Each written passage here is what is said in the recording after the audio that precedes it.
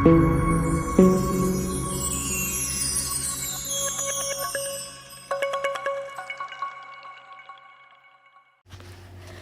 Friends, welcome to Meera mind voice. Grand finale இன்றுடன் Bigg Boss season 8 முடிந்தது.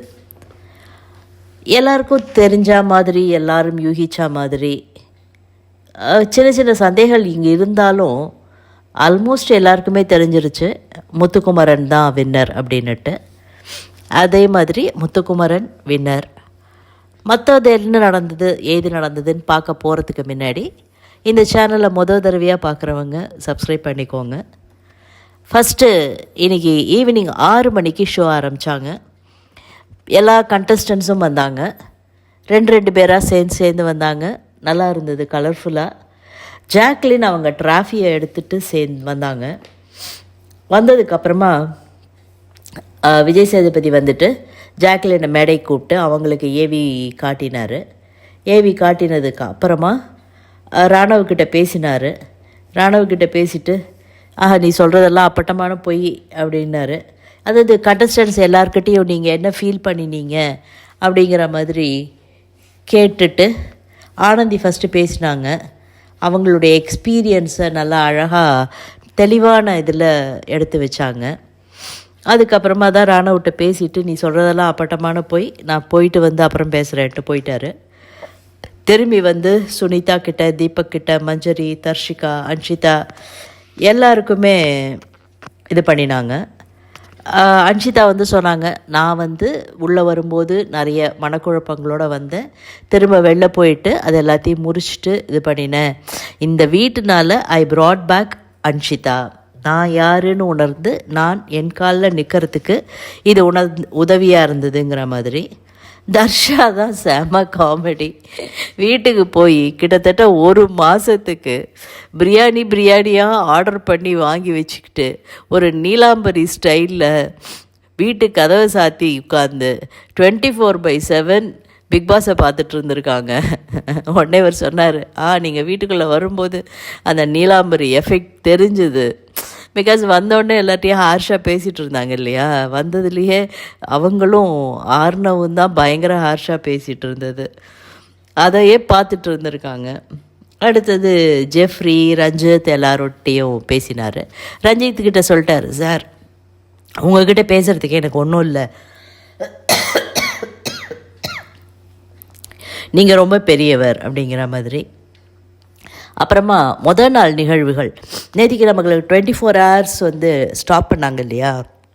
அதுக்கப்புறமா நம்ம எதிர்பார்த்த மாதிரியே வெளியிலேருந்து சூப்பர் சிங்கர் இவர் கண்டஸ்டண்ட்டு மகாலிங்கமோட பேண்டு இவங்க 5 பேரும் நல்லா என்ஜாய் பண்ணாங்க. அவரோட சாங்ஸை முத்து, சௌந்தர்யா இவங்கெல்லாம் அவரோட சேர்ந்தே பாடினாங்க. விஷால் வந்து ட்ரம்ஸ் வாசித்தார். இவங்க பவித்ரா செம்மையாக டான்ஸ் ஆடினாங்க. பிக் பாஸே சொன்னார், விஷால் நீங்கள் ட்ரம்ஸ் வாசித்தது ரொம்ப நல்லா இருந்தது, இந்த ட்ரம்ஸ் வாசிக்கிறத வெளியிலையும் போய் நீங்கள் கண்டினியூ பண்ணணும் அப்படின்னு அவருக்கு சொல்லிவிட்டு இவர்கிட்டையும் அவரை ஒரு தனி சிங்கிள் சோலோ வாசிக்கிறதுக்கு அனுமதி கொடுங்கன்னு சொல்லி கேட்டு அவரை வாசிக்க சொல்லி என்ஜாய் பண்ணினார். அதே மாதிரி பவித்ராவையும் 100 நாள் கழித்து உங்களோட இந்த ஒரு முகம் எனக்கு ரொம்ப பிடிச்சிருக்கு, எந்த ஒரு இன்ஹிபிஷனும் இல்லாமல் நீங்கள் ஆடினது ரொம்ப அழகாக இருந்தது அப்படின்னு அவங்களையும் ரொம்பவே பாராட்டினார் பிக் பாஸ். அதெல்லாம் முடிச்சுட்டு அதுக்கப்புறமா அவங்களுக்கு வந்து திரும்ப ஒரு டாஸ்க்கு ஸ்டேஜில் இன்றைக்கி 3 பேர் ஆடினாங்க. தர்ஷிகா ஒரு டான்ஸு, அன்ஷிதா ஒரு டான்ஸு, அண்ட் தென் சுனிதா ஒரு டான்ஸு. அவ்வளோதான். அதை விட பெருசாக வேறு எதுவும் இல்லை. முன்னாடி சீசன்லலாம் சின்ன ஸ்கிட்டு மாதிரி பண்ணுவாங்க. இந்த எது இவங்களை கூப்பிட்டு, கண்டஸ்டண்ட்டை கூப்பிட்டு, அது மாதிரி ஏதாவது ஃபோன் கால் பண்ணி ப்ராங்க் பண்ணுவாங்க. இப்போல்லாம் அது எதுவுமே இல்லை. போன சீசன்லேயே பெருசாக பண்ணலை, இந்த சீசன்லேயும் அது எதுவுமே இல்லை. அடுத்தது இவங்களை வந்து பிக் பாஸ் வீட்டுக்குள்ளே என்ன பண்ணார், அவருடைய மிரர் இமேஜில் ஆக்டிவிட்டி ஏரியாவில் போய் உங்கள் மிரர் இமேஜுக்கு போய் நீங்கள் என்ன சொல்ல நினைக்கிறீங்க அப்படின்னு சொல்லிட்டு எல்லாருமே நல்லா பேசினாங்க. அவங்க மிரர் இமேஜில் கண்ணை மூடிட்டு இந்த வீட்டுக்குள்ளே எப்படி வந்தீங்க, எதெல்லாம் கடந்து வந்தீங்கங்கும்போது எல்லாருமே எமோஷ்னல் ஆகி பிக் பாஸ் ஜஸ்ட் வாய்ஸ் ஓவரில் சொல்ல அதை கேட்டதுலேயே எல்லாருக்குமே ஒரு அழுகை வந்தது. நான் என்னை மாற்றிக்கிட்டேன், நான் இன்னும் தைரியமாக இருப்பேன் பவித்ரா சொன்னாங்க. அந்த மாதிரி இன்னும் நிறைய உழைக்கணும் ஓடணும்னு முத்து சொன்னார். அந்த மாதிரி எல்லோரும் நல்லா பேசிக்கிட்டாங்க. எல்லாம் பேசி முடித்தோடனே அடுத்த பிரேக்குக்கு அப்புறமா விஜய் சேதுபதி வீட்டுக்குள்ளே என்டர் பண்ணார். வீட்டில் உங்கள் எல்லாருக்கும் கனெக்ட் ஆன இடம் எது அப்படின்னு கேட்டார். பவித்ரா சொன்னாங்க, அவங்களுடைய அந்த கிச்சனில் ஒரு ஸ்விங் ஒன்று தொங்க விட்டுருப்பாங்க இல்லையா, அது. நான் எப்போ லோவாக ஃபீல் பண்ணாலும் இங்கே வந்து உட்காந்துருவேன். தனியாக இருக்கும்போது என்ன நானே புரிஞ்சுக்கிறதுக்கு, இந்த இது நிறைய புரிஞ்சுக்கிறதுக்கு இந்த இடம் உதவியாக இருந்ததுன்னுட்டு. அடுத்தது விஷால் சொன்னது, எப்படிப்பட்ட மனநிலையில் இருந்தாலும் சரி இந்த கிச்சனில் வந்து நின்று சமைக்க ஆரம்பிச்சிட்டேன்னா என்ன நான் மறந்துடுவேன் அப்படின்னுட்டு அவர் வந்து பூண்டு சட்னி பண்ணி இவருக்கு சாதம் ஊட்டினார். நல்லா என்ஜாய் பண்ணார். முத்து கூட்டிகிட்டு போய் தன்னோட பெட்டை காமிச்சார். இந்த இடத்துல தான் நான் படுப்பேன், இந்த இதில். அண்ட் அவர் ஒரு தலகாணி வச்சுருக்காரு. இதை பார்த்த உடனே நான் என்னன்னு நினச்சி நாள்லேருந்து எடுத்து வச்சிட்டேன், இதுதான் என்னுடைய இடம்னுட்டு. அது மாதிரி சவுண்டு வந்து அவங்க பெட்ரூமில் அவங்களோட இடத்த காமிச்சாங்க. ரயான் சொன்னது ரொம்ப நல்லா இருந்தது. இந்த ஃப்ளவர் பெட்டு இந்த இடத்துல படுத்தா வீட்டில் எல்லா இடத்தையும் பார்க்க முடியும். ஆஸ் வெல் வாசலில் அந்த கேட்டு வரைக்கும் தெரியும். இங்கே படுத்து தான் நிறைய ஸ்ட்ராட்டஜி பண்ணியிருக்கேன், நிறைய என்ஜாய் பண்ணியிருக்கேன். டிடிஎஃப்க்கு எப்படி விளையாடணும் அப்படின்னு ஸ்ட்ராட்டஜி போட்டு எல்லாத்தையும் எக்ஸிக்யூட் பண்ணது இந்த இடத்துல தான். இவர் கேட்டார், நீங்கள் டிடிஎஃப்பில் தான் ஓப்பன் அப் ஆனீங்க, எது உங்களை அந்த மாதிரி மாற்றினதுன்னு. உடனே நான் முத்து கூட உட்காந்து பேசினேன், எப்படி பண்ணணும் ஏது பண்ணணுன்னுட்டு. அப்புறம் தான் என்னுடைய ப்ராஸ்பெக்டிவே சேஞ்ச் ஆச்சு. ஓஹோ, இதை இப்படி கூட அணுகலாமோ அப்படின்னுட்டுன்னொன்னே முத்துக்கிட்ட எப்படி இருந்தது அப்படின்னொன்னே, நல்லா இருந்தது சார்னு அவர் கொஞ்சம் கூச்சப்பட்டார். பட் அதுலேயும் ரயானுடைய நேர்மை தெரிஞ்சுது. முத்துவை அடிக்கிறதுக்கே, அதை டிடிஎஃப் வின் பண்ணுறதுக்கே நான் முத்துக்கிட்டேயே சஜஷன் கேட்டுட்டேன். முத்து எக்ஸ்பிளைன் டு மீ அப்படின்னு சொன்னது ரொம்ப பெரிய விஷயம். நானாக பாடினேன், நானாக டாஸ்க் பீஸ்ட் ஆகிட்டேன், நான் அப்படியே ஓப்பன் அப் ஆகிட்டேன்னு சொல்லலை. I too had clarity because of முத்துன்னு சொன்னது ரொம்ப நல்லா இருந்தது. அந்த பையனோட நேர்மையை பயங்கரமாக இது அப்ரிஷியேட் பண்ணணும். அடுத்தாப்பில் இவர் என்ன பண்ணினார், விஜய் சேதுபதி சார் வந்து இவங்க 5 பேருக்கும் அவர் பர்சனலாக சைன் பண்ணி இவங்களுடைய மொமெண்ட்ஸில் எது பெஸ்ட்டாக அவர் ஃபீல் பண்ணாரோ அதை கொடுத்தாரு. பவித்ராவுக்கு வந்து அவங்க அந்த இது ராஜா ராணி டாஸ்கில் இதுவாக ராஜகுருவாக வேஷம் போட்டாங்க இல்லையா, அது. முத்துவுக்கு இது கொடுத்தார். முத்துக்கு வந்து இந்த ஆடலும் பாடலும்ல வந்து விஜய் சேதுபதி சார் மாதிரியே பண்ணார் இல்லையா, அது. விஷாலுக்கு வந்து அவர் சாப்பிட்டது டாஸ்க் பீஸ்டாட்டம் சாப்பிட்டார்ல சௌந்தர்யாக்காக, அந்த ஃபோட்டோ. ரயானுக்கு வந்து எகெயின் ராஜாராணி டாஸ்க்லேருந்து அவர் வந்து ராஜகுருவாக வேஷம் போட்ட அந்த ஃபோட்டோ எல்லாத்துலேயுமே சைன் பண்ணி எல்லாருக்குமே. சௌந்தர்யாவுக்கு வந்து ஸ்கூல் டாஸ்கில் அவங்க யூனிஃபார்ம் போட்டு அழறா மாதிரி இருந்த ஒரு போஸு. உங்களுடைய குழந்தைத்தனத்தை ப்ரிசர்வ் பண்ணுங்கள், ஆனால் எப்போ பாரு எல்லா இடத்துலையும் குழந்தைத்தனமாக இருந்துடாதீங்கன்னு சொன்னார். அவங்க எல்லாருக்கும் அதை சைன் பண்ணி கொடுத்துட்டு வெளியில் வந்துட்டார். உடனே அவங்களுக்கு வந்து எவிக்ஷன் இது நடந்தது. கார்டன் ஏரியாவில் ஃப்ளாக் போஸ்ட் வச்சு அதை இழுக்கணும், அதுலேருந்து பேப்பர்ஸ் கொட்டும். யாரோடதில் மட்டும் சிட்டு இருக்கோ அவங்க எவிக்டட். Ryan was evicted. அவர் ஒன்றும் பெருசாக வருத்தப்பட்டுக்கல, ஓகே ஐ ஆம் ஃபைன் சொல்லிவிட்டு அவர் ஸ்டேஜுக்கு வந்துட்டார். அதுக்கப்புறம் தான் அன்ஷிதா டான்ஸு. அதுக்கப்புறம் இவங்க 4 பேரையும் ஆக்டிவிட்டி ஏரியாவுக்கு கூப்பிட்டுட்டு ஒரு ஸ்டோரி படிக்க சொன்னார் பிக் பாஸ். பேஜ் பை பேஜாக இவங்க படித்தாங்க. யாருக்கு கடைசி பேஜ் இல்லையோ அவங்க வந்து பவித்ரா. அது ஒரு முயல், ஒரு காடு, அந்த காட்டில் வந்து சிங்கம், மான், இது எல்லாமே இருந்தது. ஒவ்வொரு மாதிரி தந்திரம் பண்ணி கேம் விளையாடினது அப்படின்னு சொல்லிட்டு கடைசியில் அந்த முயல் வந்து வெளியில் வந்துருச்சு அப்படின்னுட்டு. பவித்ராவுக்கு மட்டும் அந்த பேஜ் இல்லை, நீங்கள் தான் அந்த முயல்னு இருந்தது. மற்றவங்களுக்கு அந்த முயல் வெளியேறிடுச்சு அப்படிங்கிற மாதிரி சொன்னாங்க. சௌந்தர்யா ஆஸ் யூஷுவல், எனக்கு என்னடா இது ஸ்டோரி புரியவே இல்லையேன்னாங்க. Again Pavithra came to stage. அவங்களுக்கும் நல்லா இது பண்ணாங்க, ஹானர் பண்ணாங்க, எல்லாம் பேசி அவங்கள வந்து வெளியில் அனுப்பிச்சாங்க. அடுத்தது உங்களை நான் ரசித்த தருணங்கள் அப்படின்னுட்டு பிக்பாஸ் நல்லா அழகாக சொன்னார். கடைசி நாட்களில் நீங்கள் நிறைய பேசினது, தன்னை மறந்து நீங்கள் ஆடின ஆட்டம், இதெல்லாம் நான் உங்களை ரசித்த நாட்கள் அப்படின்னுட்டு சொல்லி அவங்கள இது பண்ணி அனுப்பிச்சி வச்சார். திரும்ப எகெயின் ஆக்டிவிட்டி ஏரியாவில் ட்ராஃபியை வச்சு அதோடு நீங்கள் பேசுங்க அப்படின்னு சொல்லிவிட்டு அதுக்கு ஒரு அழகான ஒரு டான்ஸு. ஆக்டிவிட்டி ஏரியாவில் போய் இவங்க அந்த ட்ராஃபியோட 3 பேரும் பேசினாங்க. பேசி முடித்ததுக்கு அப்புறமா இவங்களை இங்கே ஸ்டேஜில் என்ன பண்ணாங்க, எல்லாருக்கும் அவார்ட்ஸ் கொடுத்தாங்க. எல்லாருக்கும் இல்லை, சில பேருக்கு. மெயினாக first award captain of the season to Deepak. அடுத்தது மாஸ்டர் ஸ்ட்ராட்டஜிஸ்ட்டுன்னுட்டு ஆனந்திக்கு, நல்லா ஸ்ட்ராட்டஜி பண்ணிங்கன்னுட்டு. அடுத்தது அட்டென்ஷன் சீக்கர்னு ராணவுக்கு. அடுத்தது டாஸ்க் பீஸ்டுன்னோட ரயானே எழுந்து வந்துட்டார். நீ எதுக்கு திரும்பி போடலாம் அவரை கலாய்ச்சிட்டு அவர்கிட்ட அந்த ட்ராஃபியை கொடுத்தாரு. அடுத்தது கேம் சேஞ்சர் வாஸ் மஞ்சரி. கடைசியில் சூப்பர் ஸ்ட்ராங் அப்படின்னு சொல்லிட்டு ஜாக்லின்ட்ட கேட்டார், நீங்கள் பார்த்தீங்களா, நீங்கள் வெளில போய் பாருங்கள், உங்களுக்கு நிறைய சர்ப்ரைஸ் இருக்கும் அப்படின்னோடனே, இல்லை சார் நான் பார்த்துட்டேன் அப்படின்னாங்க.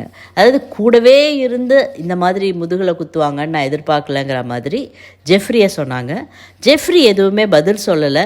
ஆனால் சத்யா எழுந்து எக்ஸ்பிளைன் பண்ணார், ஜாக் நீ போனதுக்காக நாங்கள் சிரிக்கலை, ஆனால் அந்த இடத்துல பலருடைய எக்ஸ்ப்ரெஷன்ஸ், வராத சோகத்தை வராத அழுகிய வரவழைச்சிட்டு அவங்க பண்ணினதை எங்களால் பார்த்துட்டு சகிக்க முடியல, அதுக்கு தான் நாங்கள் அப்படி சிரித்தோம் அப்படின்னோடனே ஜாக்லின் கன்வின்ஸ் ஆகலை. பட் ஸ்டில் அவங்க அவார்டு வாங்குறதுல மும்முரமாக இருக்கிற மாதிரி காமிச்சிக்கிட்டு அவார்டை வாங்கிட்டு போனாங்க. அடுத்தது வீட்டுக்குள்ளே பிக்பாஸ் வந்தார். எல்லாரையும் கேட்டார், என்னது நீங்கள் வெளில போகிறது இந்த மழைக்கே பிடிக்கல போல இருக்குது, முதல் தடவையாக ஃபைனல் டே அன்னைக்கு, ஃபினாலே அன்னைக்கு மழை பெய்யறது அப்படின்னு சொல்லிட்டு, சரி இதுக்கப்புறமும் வெயிட் பண்ண முடியாதுங்கிறதுனால இவங்க 3 பேரையும் கொடை எடுத்துகிட்டு கார்டன் ஏரியாவில் நிற்க சொன்னார். அவங்க கொடையை பிடிச்சிட்டு நிற்கும்போது வீட்டில் ஒவ்வொரு லைட்டாக அடைய ஆரம்பிச்சிது. அதான் சொன்னார், இனிமேல் நானும் என் தனிமையும் என் வீட்டோட, அவ்வளோதான், நீங்கள்லாம் வந்தீங்க, எல்லாம் முடிஞ்சு போச்சு அப்படின்னுட்டு.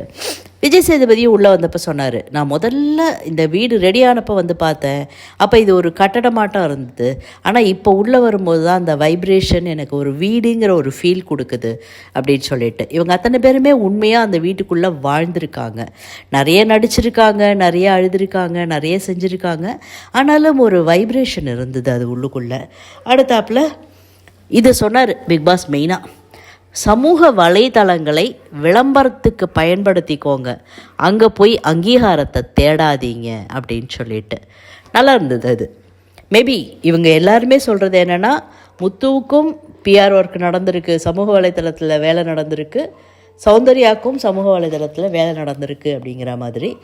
இது என்னமோ பார்த்தா முத்துவுக்காக ஒரு ஷோ ரெடி பண்ணி, அவனுடன் பயணிப்பதற்காக ஒரு 20 பேரை ரெடி பண்ணி எல்லாரையும் பயணிக்க வச்சு கடைசியில் கூப்பிட்டு, இந்தாப்பா தம்பி உனக்கு தான் கப்பு அப்படின்னு சொல்லி அத்தனை பேர் சேர்ந்து அவன் கையில் கொடுத்துட்டு போன மாதிரி தான் இருந்ததே தவிர, மற்றவங்க யாருமே ஒரு டிசர்விங்காவோ, எல்லா இடத்துலையுமே எல்லாரையுமே பாருங்களேன், முத்துவோட ஒரு விதத்துலையாவது கனெக்ட் ஆகிருக்காங்க. அவன் எனக்கு இதை எக்ஸ்பிளைன் பண்ணான், அவன் இதை எனக்கு விட்டு கொடுத்தான், அவன் எனக்கு இதில் தேத்தினான், அவன் எனக்கு அதை பண்ணினான், எல்லாருமே முத்துனே பேசுகிற மாதிரியே வச்சுருந்தார். அது அந்த பையனோட திறமையா இல்லை அந்த பையனுடைய குணமா தெரியல. அதெல்லாம் முடிச்சுட்டு வெளியில் வந்ததுக்கு அப்புறமா இவங்க 3 பேரும் இருந்தாங்க. 3 பேரோட பேரண்ட்ஸும் வந்திருந்தாங்க. அவங்கள்ட்டெல்லாம் கொஷின் கேட்டாங்க, எல்லாம் பண்ணாங்க. விஷாலோட அப்பா நான் இருக்கேன்டாங்கும் போது அவங்க அம்மா, வீட்டுக்கு வா உனக்கு இருக்குது அப்படின்னாங்க. விஷாலோட லவ் அவங்க அப்பாவே பாருங்கள் ஏற்றுக்கல, அவரே அதை பெருசாக மதிக்கலைங்கிற மாதிரியெல்லாம் கலாய்ச்சிட்டு இருந்தாங்க. எல்லாம் முடிச்சுட்டு விஷால் வாஸ் எவிக்டட். ஆடியன்ஸ்லேருந்தே இந்த ரோலை இதை ஓட்டி வச்சுருந்தாங்க. அதை எடுத்துகிட்டு வர சொல்லி அந்த கவரை பிரித்து விஷால் எவிக்டட் அப்படின்னு சொன்னோன்னா அவருக்கும் ஒன்றும் பெரிய வருத்தம் இல்லை. பிகாஸ் எல்லாரும் அந்த வருத்தப்படுற ஸ்டேஜை தாண்டிட்டாங்க. ஓகே 106 நாள் வந்தாச்சு அப்படின்னுட்டு. கடைசியில் இவங்க 2 பேரும் இருக்கும்போது எகெயின் சேனல் ஹெட்டு அவங்கெல்லாம் எல்லோரும் பேசி முடித்து எல்லாம் பண்ணினதுக்கு அப்புறமா இந்த தடவை இந்த சீசனில் ஒரு டிஃப்ரென்ஸ் என்னென்னா, இவருக்கும் விஜய் சேதுபதி ஹோஸ்ட்டுக்கும் ஒரு பயண வீடியோ காட்டப்பட்டது. நல்லா இருந்தது அது பார்க்குறதுக்கு. எல்லாத்தையும் காமிச்சு எல்லாம் பண்ணிவிட்டு அவர் எப்படி இந்த ஷோக்குள்ளே வந்தார், எப்படி அவரை கன்வின்ஸ் பண்ணாங்க, ஃபஸ்ட்டு வாரம் எப்படி இருந்தார், அதுக்கப்புறம் எப்படி எவ்வளோ இன்வால்வ் ஆனார், அதெல்லாமும் சொல்லிவிட்டு இனிமே இந்த சீசனில் நிறைய ஒரு கம்ப்ளைண்ட் இருந்தது இல்லையா, விஜய் டிவி அவங்களுடைய சேனலில் இருக்கிறவங்களே எல்லாரையும் உள்ளே தூக்கி போட்டுடுறாங்க, உள்ள ட்ராமா பார்க்குற மாதிரியே இருக்குதுன்னு எல்லாருமே சொன்னோம். அதுக்குனால விஜய் சேதுபதி சொல்லியிருக்காரு, நெக்ஸ்ட் டயத்துலேருந்து அவங்கள எப்படி இன்டர்வியூ பண்ணிடுறீங்க, எல்லாருமே ஒரு 3 கட்ட 4 கட்ட இன்டர்வியூ கடந்து தான் வந்திருக்காங்க உள்ள, என்ன இன்டர்வியூ பண்ணுறீங்கிறதையும் ஒரு ஷோவாக எடுத்து போட்டால் எல்லாருக்கும் ஒரு தெளிவு இருக்கும் அப்படின்னு சொல்லிட்டு, அதுவும் நன்றாக வரவேற்கப்பட்டது. அதுவும் நல்ல ஐடியா அப்படின்னு சொல்லிட்டு எல்லாருமே அதை அப்ரிஷியேட் பண்ணாங்க. ஸோ அடுத்த சீசனில் இன்டர்வியூவும் காண்பிப்பார்கள், எப்படி செலக்ட் பண்ணுறாங்க அவங்கள அப்படிங்கிறதையும் காமிப்பாங்க அப்படிங்கிற மாதிரி சொன்னாங்க. ஸோ எல்லாத்தையும் முடிச்சுட்டு அடுத்த சீசனும் இவரே தொடருவார்னு இதுலேயே ஸ்டேஜ்லேயே அறிவிச்சிட்டாங்க. இவருக்கே ஷாக்காக இருந்தது, என்ன சார் இப்படி சொல்லிட்டீங்க, இது என்னமோ 100 நாள் திட்டம் மாதிரி இருக்குது, 100 நாள் வேலை திட்டம் மாதிரி இருக்குது அப்படி இப்படின்லாம் காரணம் சொன்னாலும் அவர் விஜய் சேதுபதி அவரும் சொன்னார், நான் பிக் பாஸே பார்த்தது கிடையாது, எனக்கு பிக் பாஸ் பிடிக்காது, ஆனால் இங்கே வந்ததுக்கு அப்புறமா எதெல்லாம் பார்த்து தன்னை எப்படியெல்லாம் மாற்றிக்கிட்டேன், இவங்க எப்படியெல்லாம் பண்ணுறாங்கங்கிறத வச்சு என்னென்னலாம் தான் பண்ணினேன்னு சொன்னதெல்லாம் நல்லா இருந்தது. எல்லார்கிட்டேயுமே ஒரு சேஞ்ச் வந்திருக்கு. இந்த சீசன் தான் முதல் தடவையாக நான் ரிவ்யூ பண்ணுறேன். இது போன சீசன் வரைக்கும் ஒரு ஆடியன்ஸாக நான் பார்த்ததுக்கும் இந்த சீசனில் ஒன்றுத்தையும் ஒரு இன்வால்மெண்ட்டோடு பார்க்குறதுக்கும் நிறைய டிஃப்ரென்ஸ் இருக்குது. ஒரு எட்டனதர் ப்ரோக்ராமாக கடந்து போகாமல் ஒன்றுத்தையும் அனலைஸ் பண்ணுறது நமக்கே தாக்கம் இருக்கும்போது அதை முன்னிருந்து எடுத்து நடத்துகிறவங்களுக்கு டெஃபினட்டாக அதில் சேஞ்சஸ் வரும். ஸோ ரொம்ப அதுக்கு மேலே வளவலன்னு இழுக்காமல் சௌந்தர்யா அண்ட் முத்துக்குமரன் ரைட் சைடில், சௌந்தர்யா லெஃப்ட் சைடில், முத்துக்குமரன் இஸ் அ டைட்டில் வின்னர்னுட்டு கையை தூக்கிட்டாங்க. சௌந்தர்யா மூஞ்சியில் துளி கூட அந்த சிரிப்பு கூட மாறாமல் ஷி வாஸ் ஸ்டாண்டிங். முத்துவும் இந்த கப் எடுத்துகிட்டு போய் சௌந்தர்யா கையில் கொடுத்து அப்படியே 2 பேரும் சேர்ந்து நின்று போஸ் கொடுத்து நல்லா இருந்தது பார்க்குறதுக்கு எல்லாமே. இவங்க எல்லாருமே அதான் முத்துக்குமரனுக்கு தெளிவாயிடுச்சு, ஓகே நம்ம தான் டைட்டில் வின்னருங்கிற மாதிரி. கடைசி நிமிஷத்தில் சௌந்தர்யாவினுடைய கிளாப்ஸு அதெல்லாம் பார்த்து கொஞ்சம் ஒரு சின்ன பயம் இருந்தாலும் வின்னர் ஆகிட்டோம் அப்படின்னதுக்கு அப்புறமா அவர்கிட்ட யார் மேலேயும் வன்மம் இல்லை, யாரையும் அடித்து மேலே வரணுங்கிற. போன சீசன் அந்த டாக்ஸிசிட்டி கொஞ்சம் இருந்தது, டாக்ஸிக்காக இருந்தது. இந்த சீசனில் உண்மையிலே எல்லாரும் சொல்கிற மாதிரி அது இல்லை. ஸோ எல்லாருமே சந்தோஷமாக கொண்டாடினார்கள். இத்துடன் இந்த ப்ரோக்ராம் இனிதே நிறைவடைந்தது. இதுக்கு மேலே நம்ம கொஞ்சம் பிரேக் எடுத்துகிட்டு திரும்ப மீட் பண்ணலான்னு நினைக்கிறேன். இது வரைக்கும் உங்களுக்கு பிடிச்சிருந்ததுனாக்க லைக் பண்ணுங்கள், ஷேர் பண்ணுங்கள், சப்ஸ்கிரைப் பண்ணால் மறக்காதீங்க. சப்ஸ்கிரைப் பண்ணாதவங்க சப்ஸ்கிரைப் பண்ணிக்கோங்க. கமெண்ட் செக்ஷனில் உங்களுடைய கமெண்ட்ஸையும் சொல்லுங்கள். தேங்க்யூ.